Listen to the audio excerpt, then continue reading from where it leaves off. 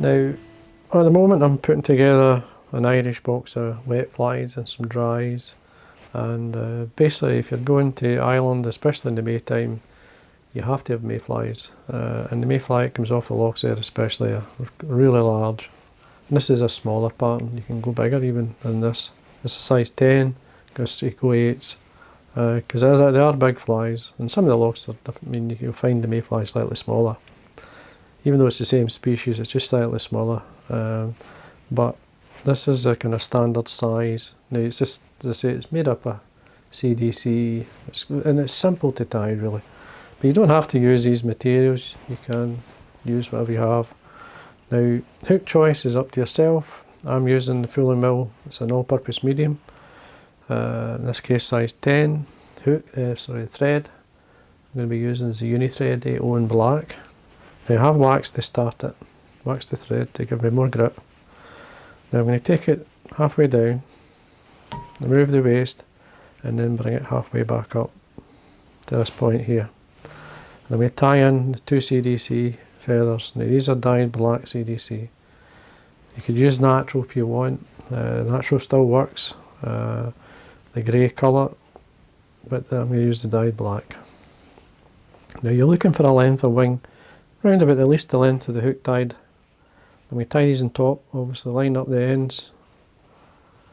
So again, just measure it, make sure they get the length, just make sure that tie it forward.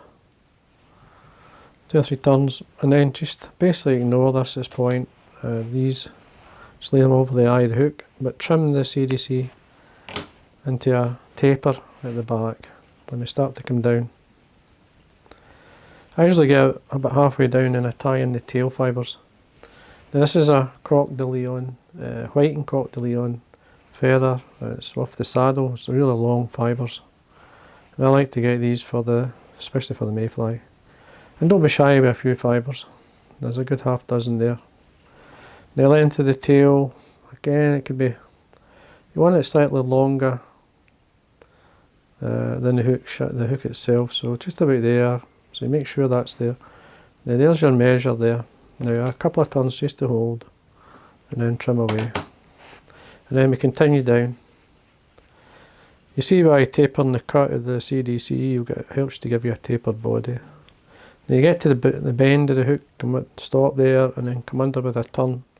And then bring a turn underneath the fibres, pull it towards the eye, and that'll open out the fibre slightly. There we are, that's fine. Now for the body, I'm using white CDC feathers. Now I'm looking for, these are just domestic CDC white. You can see them here. Now these came from Cook's Hill. So I've got three together.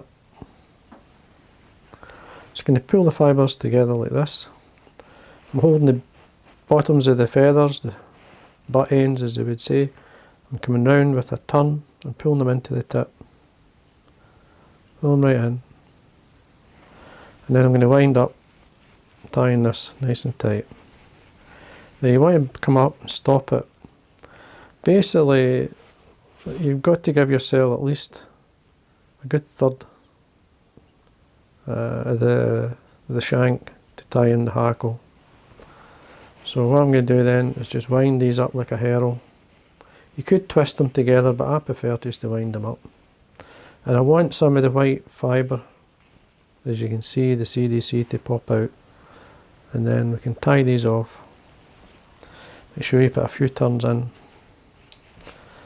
More wax on your thread if you need it. Just at the point where you need more grip is where you need the wax. And there we are. Now I've got a badger saddle hackle here. So this is a saddle hackle. It's a creamy one. There's pure white in the back. I like the cream coloured blend. It seems to, for me, it looks better. So what I'm going to do is bare the stem. This one, just the one I'm actually using from the green label. This one, it's a Hebert Minor. This one, the dry fly hackles. Get a ton of feathers on that for doing, especially flies like this. Now I'm going to basically bare the stem. I usually like the cream towards the front, to be honest with you. I like it laying back slightly. It's just what you feel it looks right for you. That's what I like. Now once I get to the front here, I'm just going to lift the wing, bring the thread to about head length away from the eye, and then leave these again. Now what I'm going to do is I'm going to fold the hackle. These saddles fold really easy, and when I wind the hackle, I'm going to wind on the edge. So I'm doubling up on the hackle. As you can see, there's the edge there, and you need enough to do enough turns at the back, which could be quite a few. I mean, just work it out. It's easier to wind. You see how easy it is to wind here. Come up against the wing, and then what you want to do is basically bring a feather down evenly. I split the feather so it does that. Just use the hackle to separate them or to hold them back. So I just basically pull them back, stroke them back lightly, and then wind on that edge. You catch one or two fibres. Then you just wind towards your thread, again still on the edge, till you meet your thread, catch it in, 2 or 3 turns, trim away your hackle.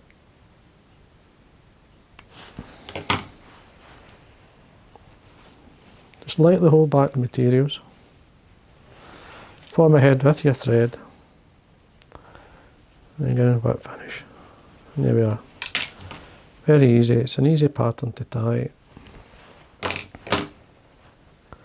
I'll show you this what it looks like. Don't be fussy with it. I mean, there you go, you get the odd white fibre. This helps to sort of spread the weight. Now when you're on the water, I mean, you can actually bring up or cut away if you wanted to the fibres underneath so it's flat, but to be honest with you, if you just bring it up with your fingers, it's fine. But at this point I would just leave it until you go to fish it. And then a wee coat of varnish onto the head, and don't be shy with it.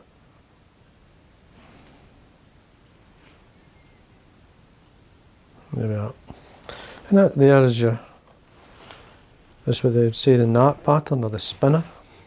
As you can see with the wings being like that, it gives a lovely profile. If you hold up to the light, and by using the hackle like this, the way it is, the light does go through it, gives it a very, even though it's quite a dull type fibre, it's not as sharp you might want in a spinner, but the light, as long as the light can pass through it, it gives that silhouette, that imprint on the water, which again the fish look for. So there we are. Hope you enjoyed that, and that's the CDC Gnat pattern, large Mayfly.